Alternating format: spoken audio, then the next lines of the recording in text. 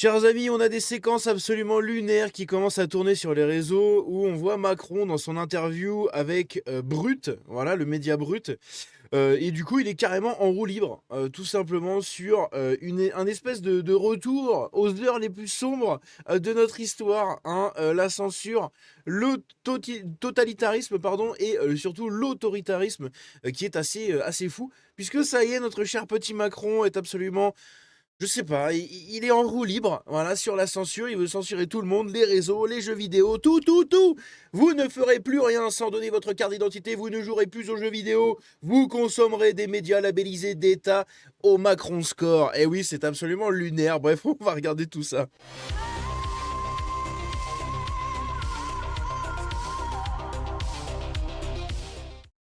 Donc, notre cher petit Macrono qui tout simplement est en roue libre, hein, voilà.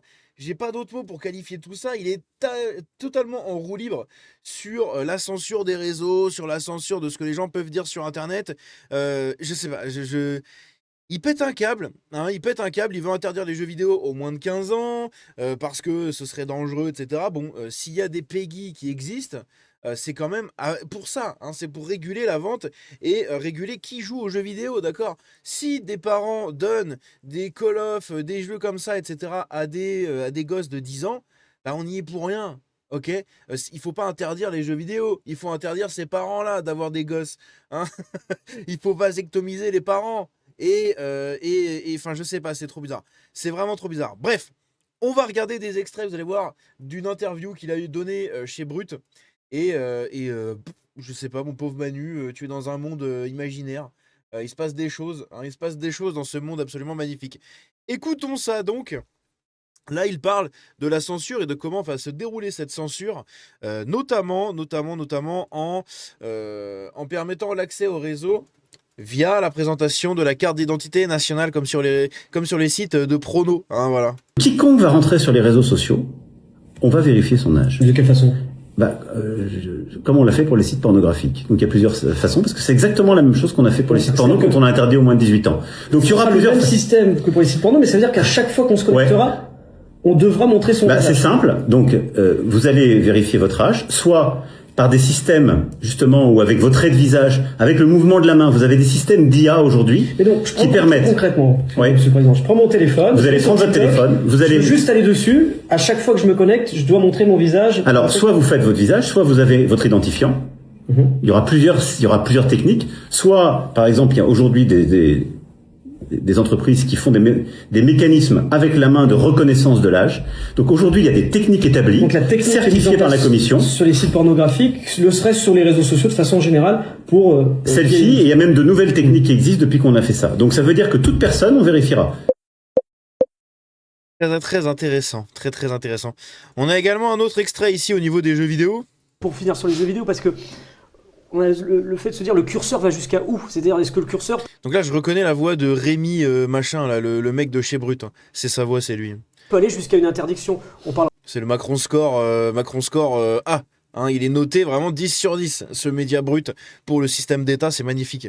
Après l'interdiction des réseaux sociaux moins de 15 ans, est-ce que dans ce... D'abord, il y a jeux vidéo. C'est de se dire, parce que vous évoquez justement le rôle de l'État, le rôle des familles, est-ce que l'État peut aller jusqu'à dire demain, bah voilà, Fortnite, c'est interdit... C'est trop tôt pour le dire, mais en tout cas, si scientifiquement, si on voit que l'impact sur les jeunes, et que c'est établi, et sur les enfants et sur les ados, est très mauvais, on est légitime à se poser la question. Et c'est une bonne question. Mais le bon sens, ce qu'on constate, doit déjà nous dire c'est mauvais pour vos enfants de leur laisser passer des heures et des heures devant des jeux vidéo violents. Sans blague, mais on ne le savait pas. C'est beau. Merci Manu pour cette leçon incroyable. Oh, je savais pas, putain, je vais dormir moins bête ce soir. Mais heureusement que t'es là, Manu. Sérieusement. Comme si on le savait pas, hein? Et qui conditionne à la violence. Parce que je suis toujours mal à l'aise quand on met tout dans le même sac. Il y a des jeux vidéo. Donc les jeux vidéo rendent violents, mais en même temps, vive les jeux vidéo, c'est incroyable quand il y a le Z-Event ou la Z-LAN, et puis après, non, mais les jeux vidéo, ça rend violent. C'est bon, hein, il est en boucle. D'abord, il y a des jeunes qui jouent aux jeux vidéo, mais qui passent pas leur jour et leur nuit. Il y a des jeux vidéo qui ne sont pas violents. où on peut interagir, où on joue en réseau, où on va justement développer des compétences. Donc il y a des jeux vidéo qui, parfois même, ont un aspect éducatif, qui sont bons.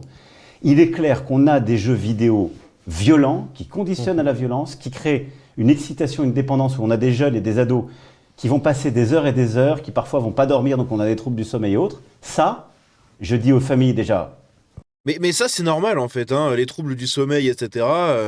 Moi, par exemple, c'est quelque chose comment dire, que j'essaye de travailler au sein de ma propre famille, puisque ma femme, souvent, avant d'aller au pieu, etc., elle scrolle un peu sur Insta, elle regarde un peu ce qui s'est passé avec les gens qu'elle suit et tout, elle regarde 2-3 bricoles, et j'arrête pas de lui dire, je dis, mais arrête de regarder ça, parce que du coup, après, elle met longtemps à s'endormir, et elle a un sommeil éclaté, je lui dis, arrête de faire ça.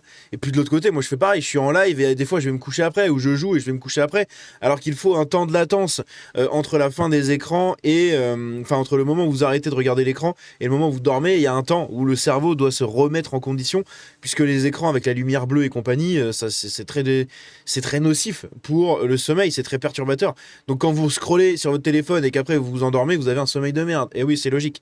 Donc ça c'est difficile. Mais est-ce que vraiment c'est en interdisant les réseaux sociaux et, et les jeux vidéo au moins de 15 ans qu'on y arrivera? Je suis pas sûr, hein, je suis pas sûr. votre rôle, c'est de faire attention à vos enfants et vos ados. Ne les laissez pas passer autant de temps. Voilà, donc ça devrait être le rôle de l'État, de dire ça aux parents. Faites attention, machin, de mettre plein de systèmes de prévention, voilà, de prévention, d'information et tout. C'est pas à eux d'interdire, enfin je sais pas, c'est débile. Et maintenant, on va se poser la question, on va objectiver la question avec des gens indépendants, des scientifiques qui vont nous dire quelle est la réalité des choses, quel impact ça a sur les enfants, et peut-être qu'il faudra interdire. Parce que moi, du coup, je vais prendre pour mon cas, par exemple, je suis né en 97, ok? Je suis né en 1997. J'aurais dû commencer à jouer, du coup, qu'à partir de 2012-2013. Hein, à partir de mes 15 ans, en gros, c'est par là. Sauf que non, en fait. Moi, j'ai commencé à jouer avant, sauf que mes parents m'ont pas fait jouer à des jeux de cassos avant que je sois assez grand pour me rendre compte de ce que c'est. Et puis, je veux dire, petit, j'ai joué à GTA San Andreas. J'en suis pas devenu ultra violent, pour autant, en fait. J'ai joué à San Andreas, je jouais à d'autres jeux. Après, à côté, je jouais à Spyro, je jouais à Sly Cooper, je jouais à des jeux de foot, je jouais à des jeux de bagnole, je jouais à Dofus, je jouais à plein de jeux différents. Et je suis pas devenu ultra violent comme garçon, ok? Parce que mes parents ont toujours mis des garde-fous. D'accord. Je sais pas, putain. C'est pas grâce à l'État ou grâce à une intervention divine de l'État providentiel de France que je suis resté sage comme garçon. Non. C'est parce que mes parents ont été là pour m'éduquer. Ok. C'est tout. Dès que je faisais une connerie, bah tu mangeais une torgnole, un coup de pied au cul. Tu te faisais engueuler, tu te faisais fâcher, on t'interdisait les choses, etc. Dès que tu passais un peu trop de temps sur la console ou devant la télé, on coupait la télé, hein, on débranchait la console.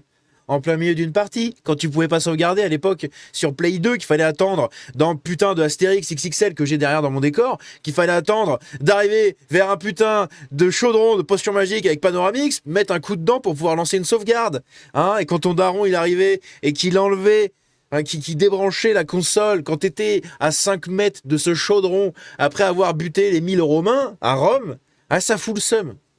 Ça fout le seum. Il me l'a fait une fois, j'ai pété un câble. Ça m'a saoulé. Mais je suis pas sorti dans la rue à mettre des coups de couteau à tout le monde, ok? J'ai pété mon câble, j'ai ragé tout seul et je suis sorti dehors et j'ai joué au foot avec mon chien et puis voilà, ça s'est fait comme ça, point barre. Genre maintenant, les gosses, ils sont complètement... ils sont timbrés, mais parce que les parents les laissent devenir timbrés.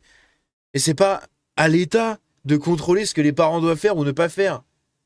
C'est tout, en fait, c'est lunaire.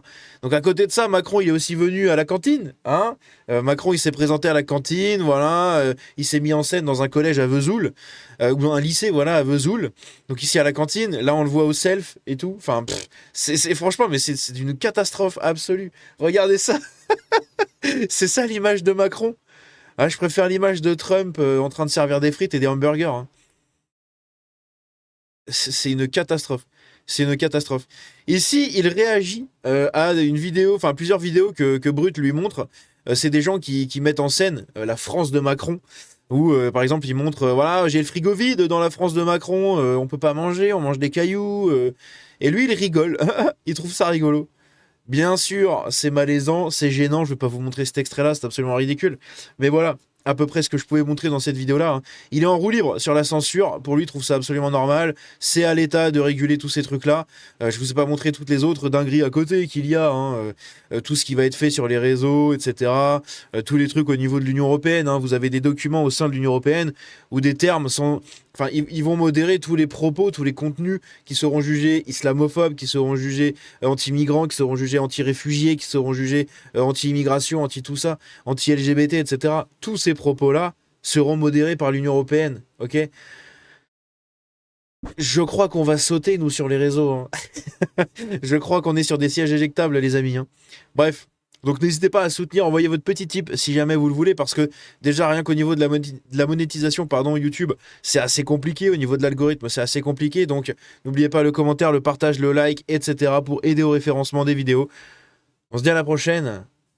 Vive la Pravda Made in France, vive les médias d'État, Macron Score, vive les médias labellisés de confiance étatique française. Bref, c'est une catastrophe. 1984, nous y arrivons en 2026, c'est génial.